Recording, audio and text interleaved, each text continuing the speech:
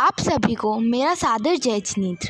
महावीर जयंती के शुभ अवसर पर हम बच्चे कर रहे हैं प्रयास, दिखाएं आपको कैसे टूटा बंधन और छूटा गृहवास। दीक्षा कल्याणक की झलकियाँ लेकर हुए हम प्रस्तुत। क्षमा करें हम बच्चों को अगर हो जाए कोई भूल चूक।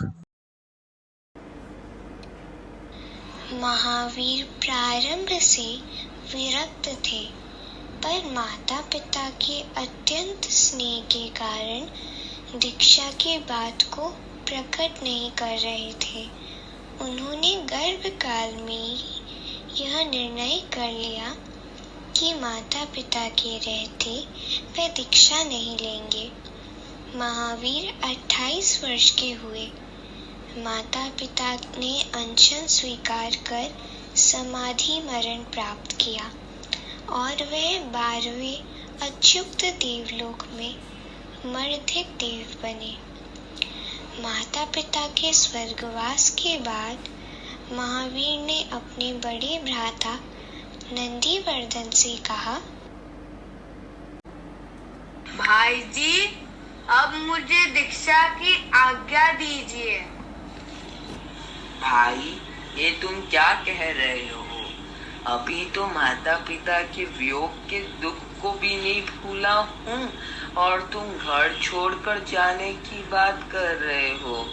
जब तक मेरा मन स्वस्थ नहीं हो जाता तुम जाने की बात मत करो। भाई जी, मैं आपकी आज्ञा का उल्लंघन नहीं करूँगा, पर मेरे गृहवास की अवधि तो निश्चित कर दें। कम से कम 2 वर्ष। महावीर 2 वर्ष तक गृहवास में रहे। इस अवधि में उन्होंने त्यागमय जीवन जिया। वे रात्रि भोजन नहीं करते, अचित जल पीते, भूमि पर सोते, ब्रह्मचर्य का पालन करते और वेले बेले तप करते। 1 वर्ष पूर्ण होने पर 9 लोकांतिक देव महावीर के पास आए और नमस्कार करके कहा,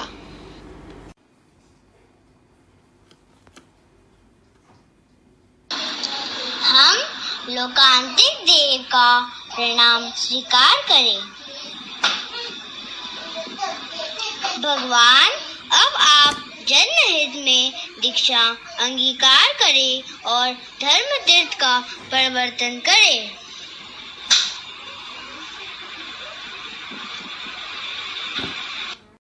महावीर ने वर्षीदान प्रारंभ किया।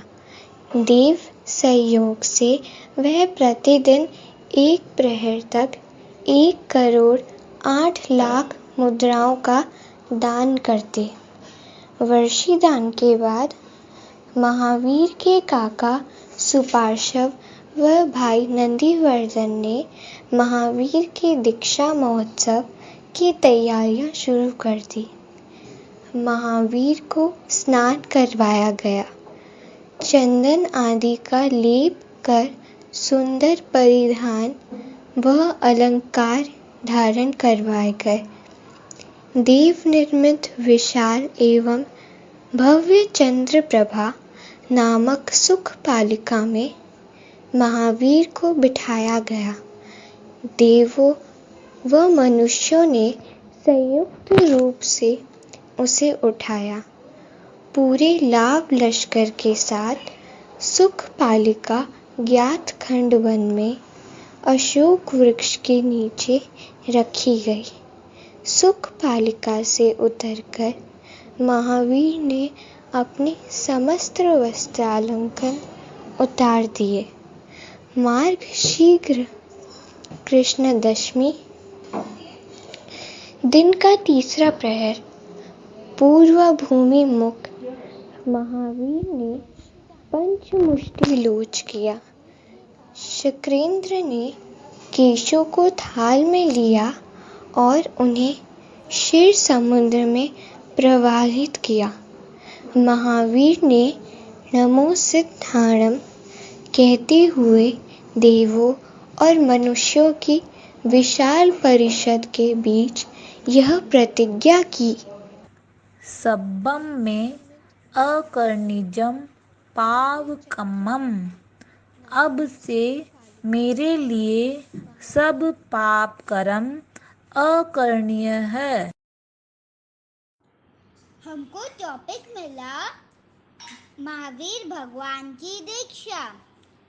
अति आनंद के साथ नाटिका की तैयारी शुरू की, पर कोरोना महामारी का कहर ऐसा कि हम कोई 2 बच्चे भी साथ में रिकॉर्डिंग ना कर पाए। जय जिनेंद्र। कहते हैं ना, आवश्यकता ही आविष्कार की जननी है। हमने सोचा तो क्या हुआ, आज हम एक दूसरे से नहीं मिल सकते, हमारी आवाज़ ही हमारी पहचान बने। फिर हमने एक पपेट शो करने का निश्चय किया। आप सबको हमारा ये प्रयास कैसा लगा ज़रूर बताएं। भगवान महावीर के दीक्षा प्रसंग से